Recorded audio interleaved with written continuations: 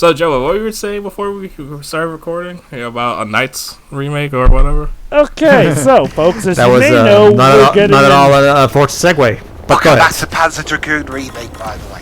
Yeah. Anyway, Good shot, that was on in a million.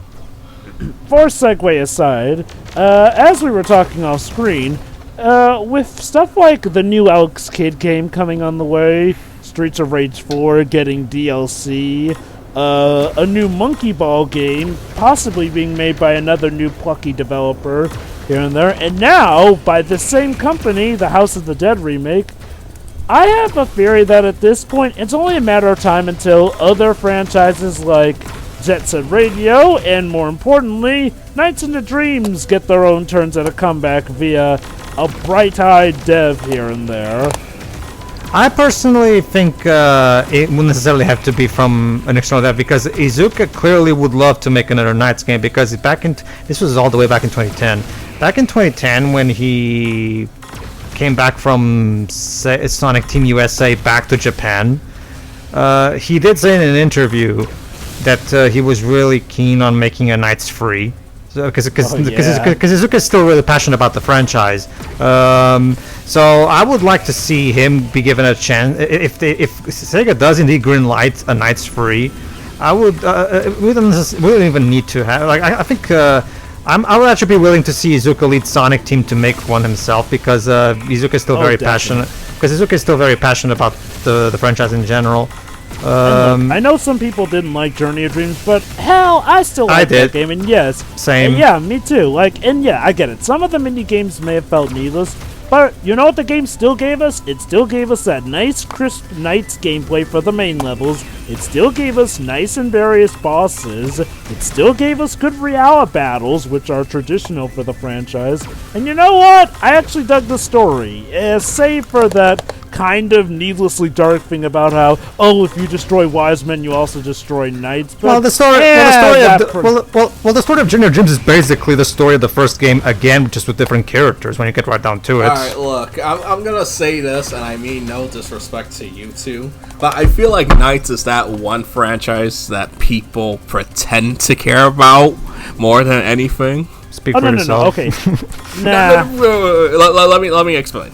Because whenever I see people say, like, oh man, Sega really needs to start using their other franchises, completely ignoring all the stuff that we've been getting for the last few years. But it's not what I care about, so it doesn't count, I guess. We don't have NiGHTS or Jet Set Radio. I'm just like, really? Well, I mean... that's the thing, Deji. It's one thing if you don't care about a certain franchise, which is fine. I mean, not everyone's gonna like everything. But if you start to use that as the whole crux of your argument, if it's just like they're restarting franchises I don't care for, so it doesn't count, then that's Nintendo fans really right now. Okay, well, here's the thing. Because of the whole F-Zero situation. Hold on. Let's keep the focus on NiGHTS here. Let me tell you. I would argue most NiGHTS fans are not like that. Like, they really do want another shot at it. Yeah. Because here's the thing. NiGHTS got screwed over. Believe it or not, there used to be a time where NiGHTS was seen as kind of like the number 2 guy of Sega. Like, well, if you knew Sonic, you would also know NiGHTS. Like, so much so that... I don't believe that. I really don't. I feel like NiGHTS is that? Like, that's the Guardian. It's a Guardian. Back in the Sega Saturn era, he kind of was. That's the thing. That's because no one in the U.S. owned the Saturn, so it was just that type of game. It's like, this game is good because you didn't play it. That's the vibe I was getting. Granted, I haven't played it yet, but it's just observation. Okay, trust me, Deds. It's not like that. And NiGHTS really was big. It also helped that Sonic didn't really have a proper title on the Sega Saturn. So here's the thing. NiGHTS was essentially, as described by the company, Sonic in the air, essentially. And trust me, the gameplay was just that good that people really got a kick out of the character. So much so that he practically became a Sonic character with how much he's been cameoing in other Sonic titles, arguably more than any other Sega protagonist. And trust me, it was a big deal when Journey of Dreams was announced. Unfortunately, the weeping hurt it, but you know what? It still sold well. Like, I still don't get they didn't decide to make. Let me tell you. In fact, Edgy, allow me to tell you something. I still have my OG Saturn CD right there on my shelf. I bought the HD remaster when it came out in 2012 on my PS3. Later, when I got my Xbox One, I bought the Xbox version since it was backwards compatible at that point. I still have right there my copy of Journey of Dreams for the Wii that I also bought back in the day. So no, I actually have always supported the NiGHTS franchise in general.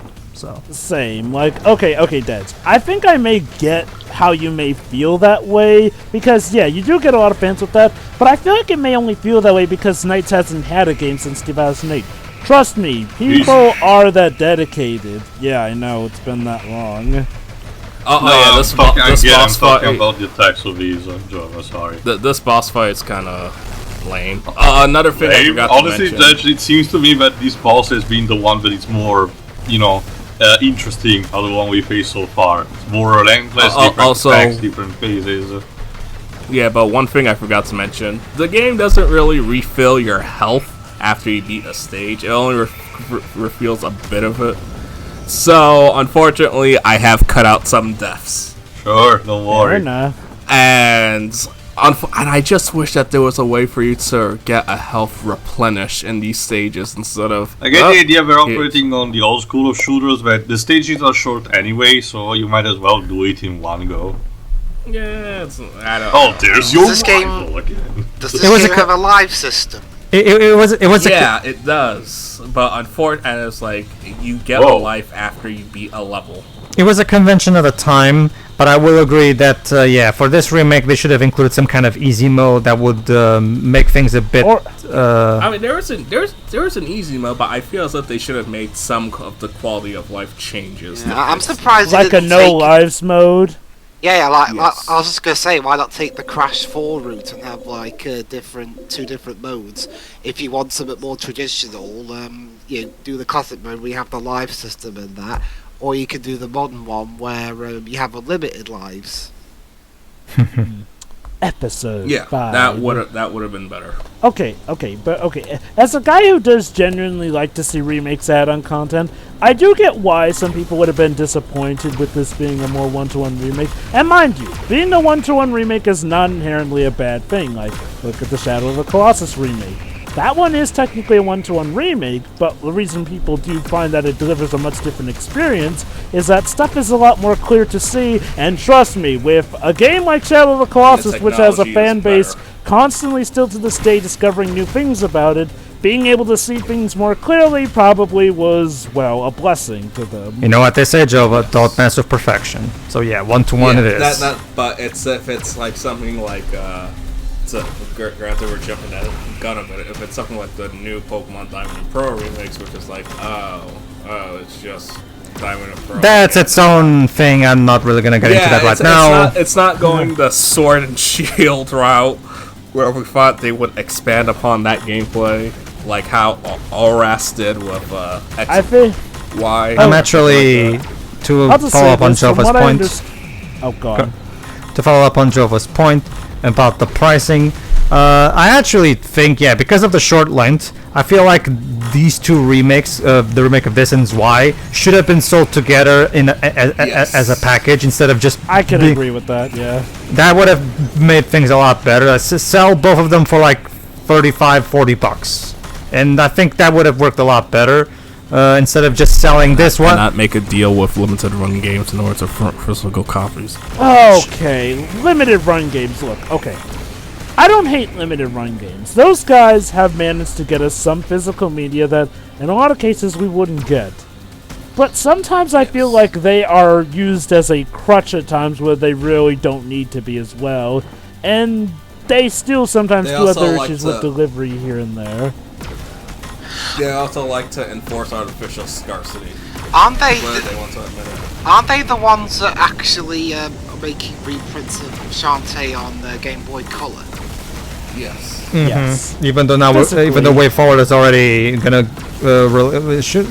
actually, isn't Limited Run also handling a physical version of the Switch port of that? Yes. Yeah.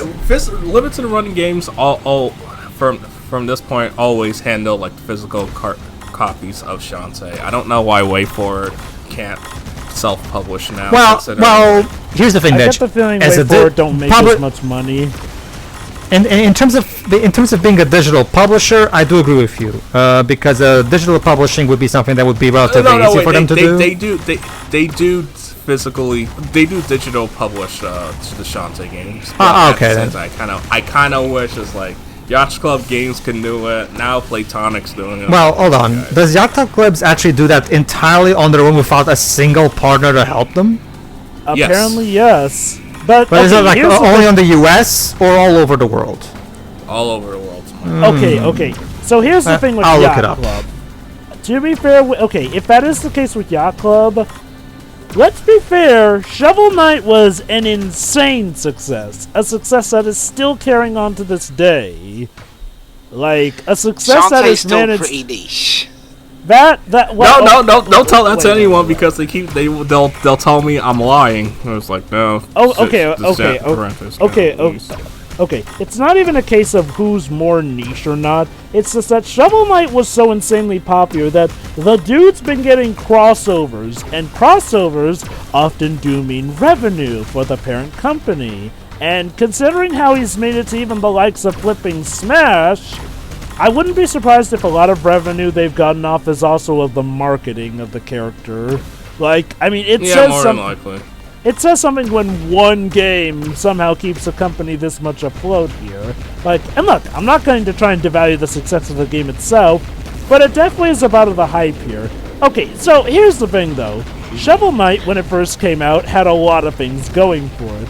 Ironically enough, out of, Shovel Knight, Half Genie Hero, and Mighty Number 9 at the time seen and as Undertale, since they came out the same year. I mean, the Kickstarters are all the same year. God, Undertale is the same. It's hey, you want to know what's ironic? Undertale was probably the least popular of those Kickstarters at the time. You have to remember that as soon as Mighty Number 9 came out, started the Kickstarter, everyone backed that up instead of other titles. Which is why some of which it's argued might have deserved a bit more money from what we got. And some that might have deserved a bit less, but okay, let's talk about the big three though at the time. Shovel Knight, Shantae, and Beck. Those three characters were seen as like the de factos of indie gaming, showing that the little guy can make a big impact. So, ironically enough, Shovel Knight ended up being the first one that came out. Half Genie Hero and Mighty Number 9 were getting delayed here and there. And, so Half Genie Hero came out. It was okay. It wasn't as great as Pirate's Curse, big shock, but it was overall still good and something people felt was the closest that, the typical Shantae's gameplay could get at the time, and something that could be built off of and improved. When Seven Sirens came out, and even I don't like that game, but whatever. Well, okay. Wait, hold on. Alright, I can't believe I'm defending it. But maybe the reason why Seven Sirens wasn't as strong as it should have was because they were the Apple exclusive deal. That they had to cut the game in half. I would not be surprised if that's the case. So, it's not like I'm going to give up on the Shantae franchise. And I won't deny that game did have some things that I liked. But yeah, they really dropped the ball on that. But it does say a lot that the best game in the series is considered the one that has nothing to do with the traditional gameplay. But anyway, getting back to the point of the whole indie dev scene though. Look forward to when I record Pirate's Curse. Goody. Oh, have you done the first two games already over your channel? No one's doing that. I mean, I'd say they're both playable. Unless you want to, I'll feed you a meal. Tempting. But back to my talk about the indie dev stuff. Oh wait, no, we're near the end. Basically, long story short, indie's good here and there. Mighty Number 9 not so much, and that has caused a schism in here and there. Yacht Club essentially, though. Okay, here's the thing. Yacht Club arguably handled their Kickstarter period the best. They did not break any of their promises. Heck, even with all the years it took, it helped that they released a good base game at the start. Even if, some of the stretch goal rewards came later. They gave a good enough stuff to keep people very pleased, and, well, the industry wanted to reward good behavior in the industry. So on and so forth. Which, unfortunately, a lot of Kickstarters don't always get the memo on. More on that in the next part. Unfortunately. See ya. Yeah. Yeah. See ya.